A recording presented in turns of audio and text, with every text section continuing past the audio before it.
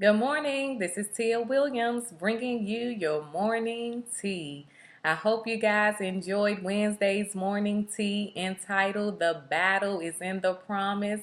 I know it really blessed my soul to be able to share with you guys my testimony on how I overcame a 3-year jail sentence. That's right, a 3-year jail sentence. It gave me the opportunity to look over my life and really appreciate all that God has done and will continue to do in my life. I have a special guest with me today. He's going to assist me in sharing my testimony with you guys on how I went from being a single mom to a housewife. So I want to introduce you to my husband, Clarence Williams, aka Q. How y'all doing? How y'all doing? Good morning, everybody. Thank you so much for joining me this Of morning. course, of course. Okay, so before we get into today's topic, I just wanted to share with you guys another little tidbit. Once I got over that whole check writing incident, I remember having an encounter with God through this lady that I met at PG Plaza Mall. My sisters and I, we took our sons out to the mall. We went shopping. And then at the end of our shopping day, hon, I don't even know if I shared this story with you. But let me know if you remember.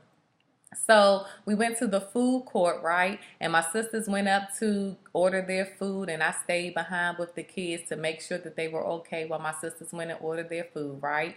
And so once they finished getting their food, I went up to the counter and ordered my food, just assuming that they would watch my son as I did theirs, right? So by the time I got back to the table, I noticed my oldest son wasn't at the table. So I asked my sisters, "Where's Marcel?" So they said, "Oh, I thought he was with you." And I'm like, "How y'all think he was with me? I'm up ordering my food, right?" So I become frantic. I start looking all around. Where's my son? Where's my son? And then this lady, I've never met this lady before. She came up to me and she said, "Ma'am, what is wrong?" And I said, "I can't find my son."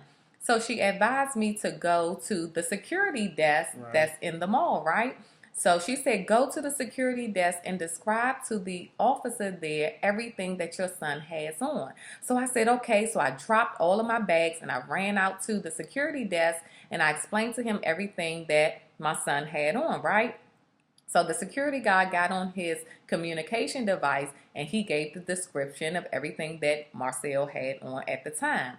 So next thing I know, it probably wasn't even a minute later, I heard the person on the other end giving the description all over again and saying, "I found your son and we're on our way to meet Nice. you." I was so relieved. I was so relieved. So I saw Marcel, I picked him up, I gave him a hug, and I proceeded to go back to the food court where my sisters and nephews were, right?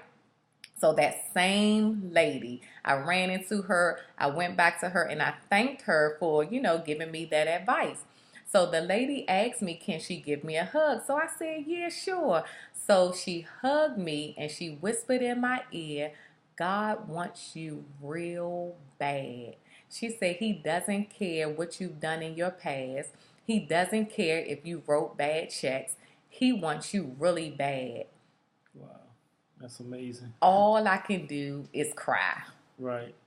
But so it was a strange lady in the mall, told you to go to the security desk, Yeah, give a description of Marcel, right. and a minute later they found him. But Mm-hmm. then the lady, once you return back to the lady, she whispers in your ear that God wants you really bad, and He doesn't matter what you've done.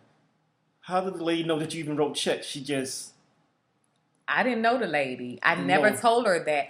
At that time, hon, I wouldn't have told anyone that I wrote those Wow. checks. You know what I'm saying? That was a Wow. secret that I You thought kept. I was going to die with. Right. Like, my sisters knew, Right. whoever was there at the time, of course, they Wow. knew, but no one knew that. I didn't Okay. even know this lady, and that lady told me that. So I truly believe that that lady Yeah. was an angel Hmm. sent from I heaven agree. by God Wow. to tell me that he loves me, he forgives me. And that's why I'm telling this story, you guys, because I want you to know that God does not care about your past. People do, but God don't. And it doesn't matter. Don't focus on the process. I told you guys on Wednesday that the process will take many shapes, shapes that don't even look like you're going to win, right? But as long as you give your life to God and allow Him to use you for that which He created you for, I promise you, you'll win in the end. Yeah. Okay, so I want to get right into sharing my testimony on how I went from being a single mom of two sons to a housewife to this handsome man who was God sent, because I'm telling you, I didn't have a desire to be a wife, let alone a housewife. I'm an angel, ladies. I'm an angel. So please, ladies, don't get tripped up. And gentlemen, too, do not get tripped up on the fact that I became a housewife. Because I know a lot of you independent women are saying, I ain't giving up my job. That's cool. That's just my story, right? Okay, I want to first tell you the importance of your environment. Remember with that check writing, I was in an environment where people wrote checks that, it wasn't frowned upon. It was, you were looking like you were winning if you were able to, purchase one of these items from these individuals that was writing checks. And so my environment was simply my household, right? I came from a two-parent household. I am one of 5 siblings. I have an older sister, and then my brother, and then another sister. Then there's me, and I have another sister that's 10 years younger than me, right? So my birth order afforded me some advantages. I got to see what my 2 older sisters did successfully and what they didn't do that was unsuccessful, right? Case in point, I remember at a certain point in our lives, my mom would give us diaries, right? So I remember her giving my oldest sister, Trina, a diary. And Trina, of course, what all girls would do. They would write their secrets. They would write their little personal thoughts, right? Most likely, I hate my parents, You write stuff like that in your diary, right? But in my household, my mom was the worker and my dad was a stay-at-home dad, right? And he was very hands-on in raising the children. He was one of those parents who did not believe you had privacy. Your room was his room.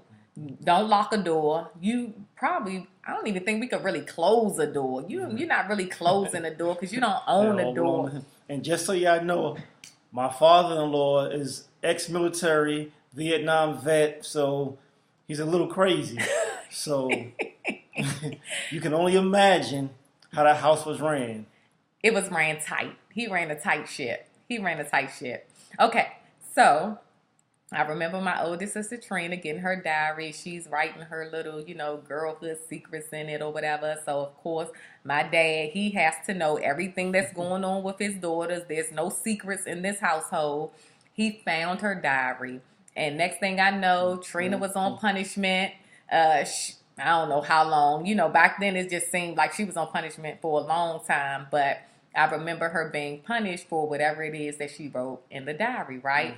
So the next in line to get a diary is my sister Tina, right? Who is a year, a month, and 19 days older than me. That's what she'd say. So I'm trying to make fun of her.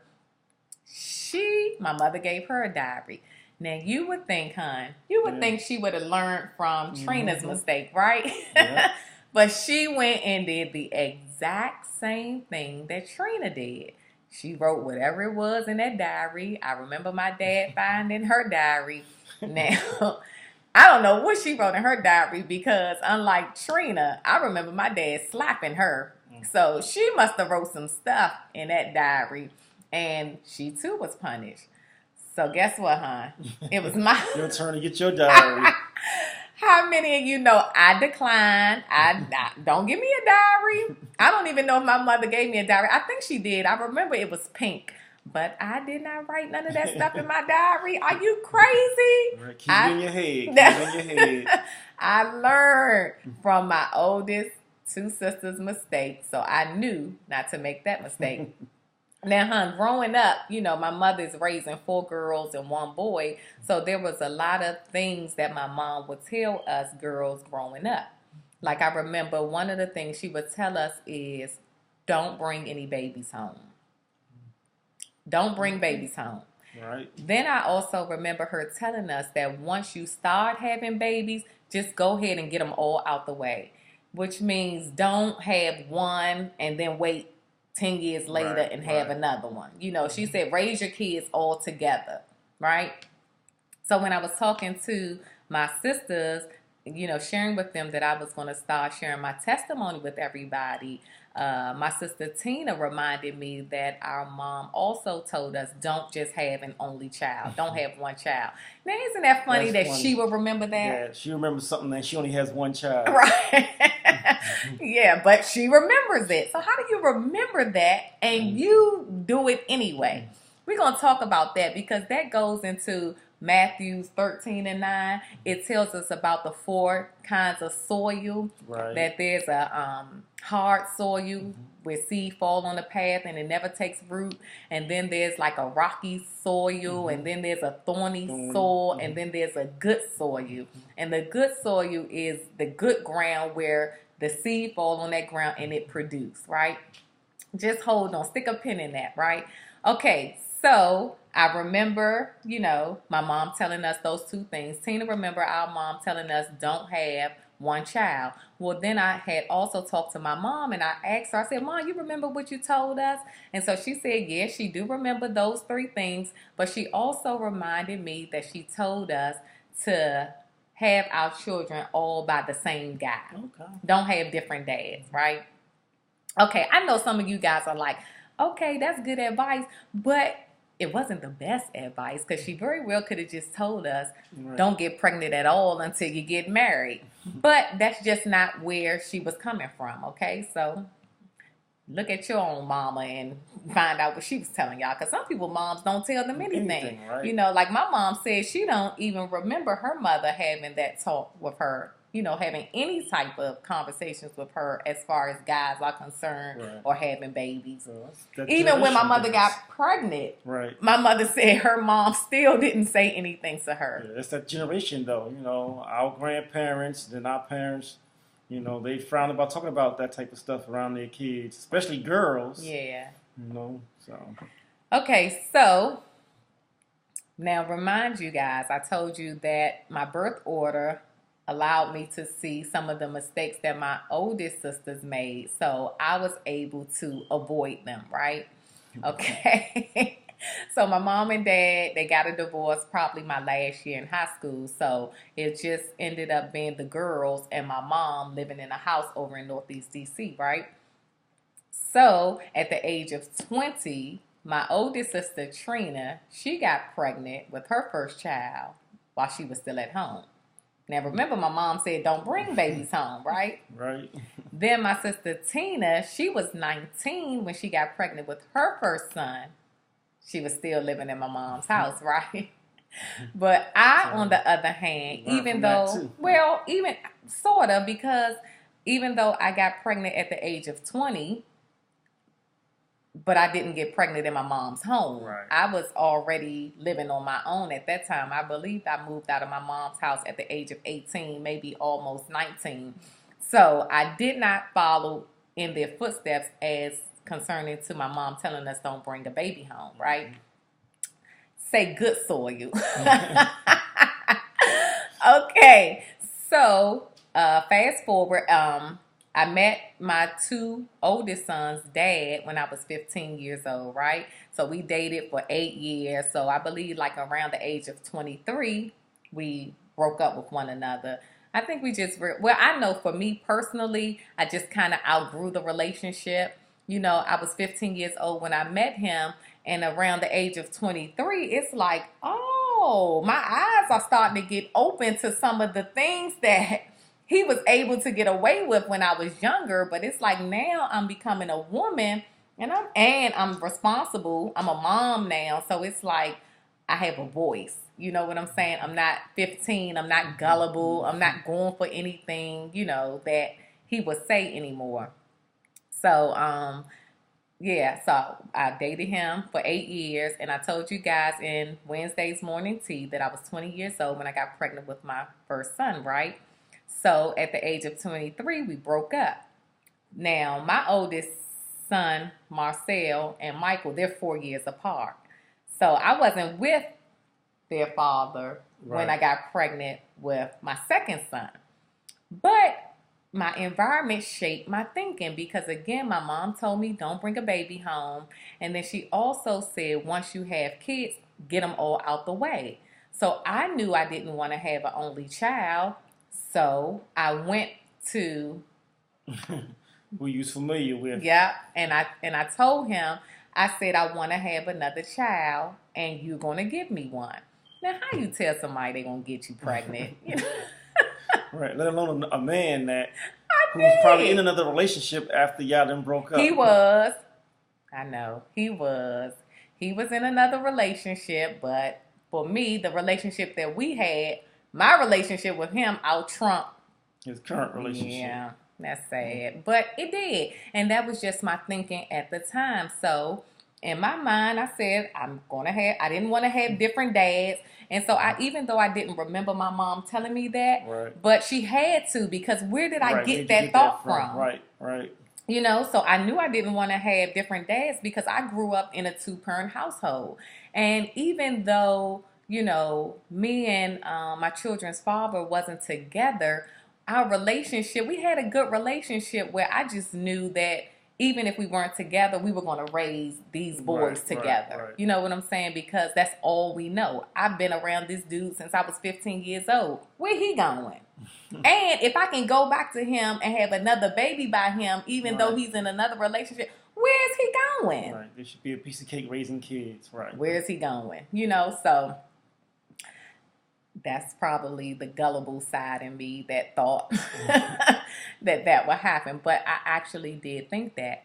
Now, even before, me sharing this story with you guys, I called him. I called my two oldest children father, and I told him again that I was going to be sharing, our testimony and that I'm going to talk about him in the testimony. But he don't have to worry because I would never say anything, derogatory or disparaging about him. That's just not my heart towards him. So I asked him, I said, why weren't you involved in the boy's life? You was there in the beginning and then down the line, you just kind of left me hanging. And you know what he told me? What did he tell you? He said that he wasn't used to the Tia that came along later. He was used to the 15-year-old Tia. He was used to the young Tia. He was used to the agreeable Tia. He wasn't used to the mommy Tia, the one that will fight for her kids, the one that wouldn't accept less. You know what I'm saying? So I was almost like holding his feet to the fire, and he wasn't used to me doing that. Right. You was keeping him accountable. Yeah. But he didn't see it that way. Right. And I can You understand. became an adult on him, and he didn't recognize you as an adult. Yeah. Wow. Yeah. Wow. And because he was responsible for molding me, you know what I'm saying? Mm-hmm. He had this hand over me. But he didn't know how to respond to me once I took his hands off of me. Right. That's a story, Wow. you guys. So I'm gonna save that for, another time. But, I did ask him that, and he gave me his permission to share, that part with you guys. So I love to keep my hands clean and my heart's pure. I will never, do anything that will hurt anyone. Okay, so let's fast forward. Now, here I am at the age of what? 24? 24, 25. A single mom with two sons. You ain't got to say it like that. With two children. And no man. And no support. Like I'm doing this thing on my own. Woo. I don't think he thought I could do it on my own. Because I've always, like I said, he's always been there for me. You know what I'm saying? He's always. So he probably saw himself as your covering. He was always been there for you. He has. And I think he thought, oh yeah, once she get a taste of what being a mom is, she gonna start acting right. But I never did, because I was determined that I was gonna do this. I could do this, right? Okay, so let's move on because I don't want this to be a long morning tea. Okay, so anyway, I found myself a single mom. And here I am once again asking myself, how did I get here? How did this happen? How did this happen? How did I get here? Again, you guys, self-inflicted. My choices, my decisions. But in my defense, I did everything my mom told me to do. Now, sometimes, you may not be the problem. The ground may not be the problem. Okay. You could really be good ground because I would consider myself to be good ground. Everything that my mom told me, I obeyed her. I didn't bring a child home. I had all my kids at once. I had them by the same guy. So how did I still end up here? As a single mother with 2 kids. How? Following the advice given to you. Following the advice of my mom. The one who sowed the seed in me. I received her seed. I was good ground. I did everything she told me to do. Now, how did I get these results? Well, I'm going to tell you how. I followed what she said, but I did not like my results. I didn't like the results I was getting, and I didn't accept them. Remember I told you guys in Wednesday's morning tea, I did not accept the results. I did not accept it. I couldn't accept it because I knew all of the statistics that came along with raising boys in a single family home. And I thought my sons deserved more than that. I said to God, I didn't grow up in a single parent household, and therefore my children shouldn't grow up in a single parent household.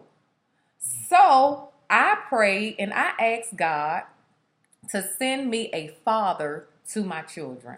I need a husband because I'm not going to raise these boys in a household by myself. Now, did you ask God for what you wanted in a husband or what you needed in a husband? Okay, so that's interesting because I told God, I said, God, I know what I like, but you know what I need. And I don't trust myself to pick the right guy for my children. So I allowed God to choose the mate that he had for me. Because it was all about my children. It had nothing to do with me anymore. Even though I'm asking God for a husband, I'm really looking for a father for my children. Because it wasn't about me anymore. I'm responsible for these 2 young boys' lives. And I did tell God, and I know this ain't come from me, because I love my husband dearly, but at that time in my life, he was not my type. I was used to like a big... Fat. No. They wasn't fat. I like muscular. Fat. Stop, hon. Chunky. Stop, hon. No. Pillsbury Doughboys. Michelin men. Okay, hon. We don't want the morning tea to be long. I told God, I said, I want my husband to be tall, to be dark, to be handsome, with white teeth. Show your teeth. And guess what, huh? I said, and no sisters. Yep, no sisters. And no kids. Oh, I did tell him that. I said, and no kids. Now, ain't that crazy? I got 2 kids, but I'm telling God to send me someone with no kids. But you got to know what you can handle. Mm-hmm. My husband can handle being with a woman with kids. Mm-hmm. I can't handle being with a man with kids. Mm-hmm. I just can't. I told you I'm a fighter, right? I can't do it. Okay, so yes.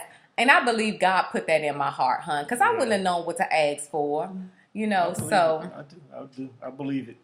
And I don't know how long it took for you to manifest, but actually, instantly, once I said that prayer, hon, I went into expectation. All I kept saying was, I can't wait to see who God picked for me. Like, there was no dating involved. I didn't date. I didn't look for anything. I just trusted God. I just said, oh, God, I can't wait to see who he's going to pick for me. Like, is this somebody that I already know? Or is this just going to be someone new? Now, who would have known my husband, God hand-selected my husband from New York. He wasn't even in D.C. He wasn't even in the DMV area. Sure enough, wasn't. You was from New York. In New York. Yep, the Big Apple. And you came to my doorstep. I came to her doorstep. This story is hilarious. Came to her doorstep to fix her phone. Because you was working for Verizon. Working for Verizon at the time. And she called in a complaint with her phone. Okay, let me tell this part, then you tell your part. Okay, so I was having difficulties with my home phone, right? So I called Verizon so they can send someone over to fix my phone. Well, because I couldn't get phone services through my home phone, I had transferred my home phone to my cell phone so that I wouldn't miss any calls, right? So I had to take off work. I'm a single mom. I can't afford to miss work, right? So Verizon tell me that they're going to be there at a certain time. So I'm thinking, okay, I'll be able to go to work right after they're finished, right? I'm waiting all day for them to send a technician to my home to fix the phone. How many of y'all know a good thing, you have to wait for a good thing to come to you? Oh, boy. You have to wait for a good thing to come to you. Sit back. Let me finish. Okay, so anyway, right? I'm waiting all day, and I'm calling Verizon, and I'm like, what is going on? Y'all tell me that. Now, I found out later on that they labeled me a disgruntled... An irate customer. An irate customer. An irate customer. I was irate back then, though. Mm-hmm. That's an accurate depiction. Irate customer. Okay, so go ahead, babe. So, we have procedures you're supposed to follow at Verizon, but I don't really follow those procedures. You're supposed to go meet the customer first and then isolate and fix the phone. I decided to go to the main box first. And when I got there, I had dial tone. I said, what you talking? My phone's fine. So I called her. Slow down, because you're New York, so I called her and told her, I don't see a problem with the telephone. The phone's working. And of course, I get the irate Tia. And she, has some choice words for me, telling me I'm an idiot. The phone's not working. I need to come to her house right now. So I'm like, okay, I'm right down the street. I'll be right there. But being from New York, where she lived at, I didn't know the entrance of the apartment development was on one side of the street. I went to my address was saying one street, Road, right? But the entrance was on G Street, right? So she was at the driveway. I was standing outside because I'm saying to myself, I done took off work all day. This man is going to fix my phone today. It's dark outside now. It's late, okay? It was a Wednesday. You know how I know? Because we had choir. I think we had choir rehearsal on a Wednesday. I think it was choir rehearsal, you said right? Choir rehearsal, yeah. So I see this truck driving down the street. On the wrong I went to Benning Road because side. I went to the address on Benning Road. But the entrance was actually on G Street. Okay, we got to speed it up. So I'm sitting here saying, you idiot, where you going? You going the wrong way. Come on this side. No, hold on. But when I made the turn on Benning Road, why did she run from G Street through development to the Benning Road and stairway to tell me I made the wrong turn? So I turn around, come back, and of course, like she said, it's late. The room office is closed. I need the key to the phone room. And I told her, well, I can't fix your phone right now. I got to come back tomorrow. Actually, no, I didn't even say that. I think I said, well, I can come back tomorrow if you fix me breakfast.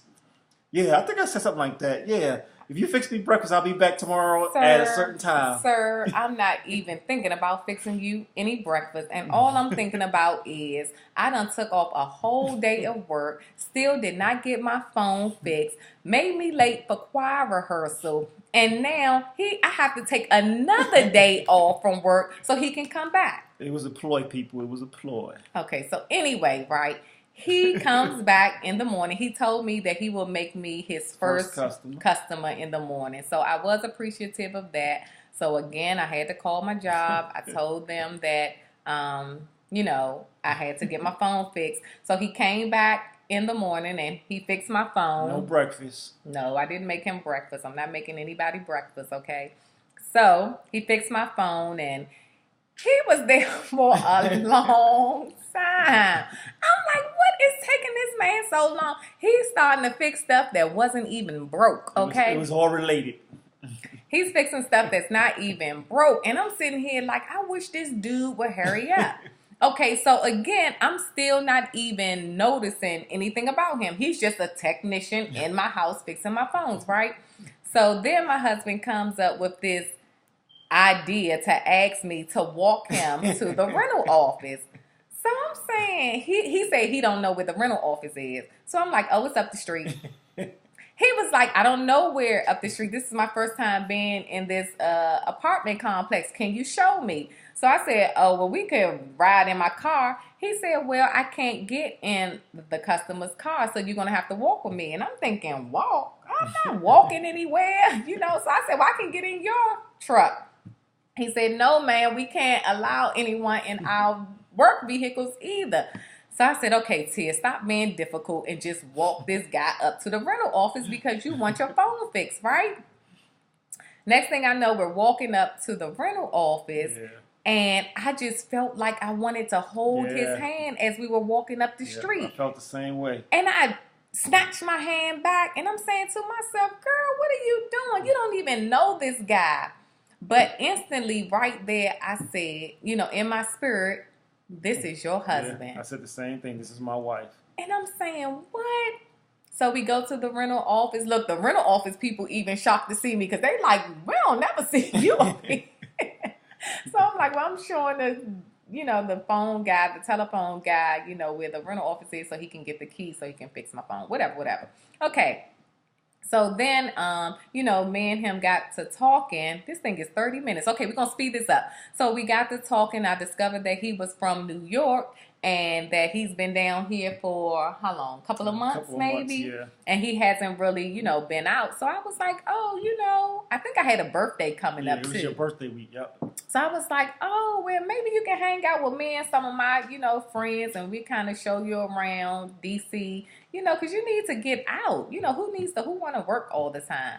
So we exchanged telephone numbers, and I remember talking to him on the phone, and he said to me, you remember that day you walked me to the rental office? Mm-hmm. And I said, yeah. He said, well, I wanted to hold your hand. And I said, what? I said, me too. I wanted to hold your hand too. So he said, I said, well, why you ain't hold my hand? He said, because I was like, this girl gonna slap me if I try to hold her hand. I'm like, yeah, you probably right. I would have slapped you. He said, but right then I knew that you was my wife. Mm-hmm. Yep. I love you. I love you too. So I'm going to end that story right there. But guess what, you guys? I'm going to pick this story up. 2 years later, my husband and I were married on June 1st. So our 13th wedding anniversary is coming up next week.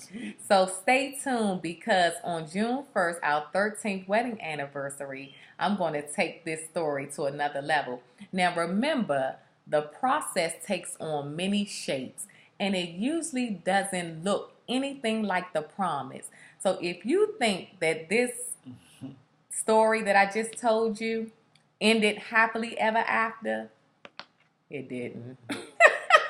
Stick around. We're gonna really spill the tea. The next story is gonna be how we overcame adultery in our marriage. Yep. But it's good. God is good. Yep, He is. So we'll be back. My name is Tia Williams, and this is my husband, Q. And we hope you enjoy your morning tea. Bye-bye.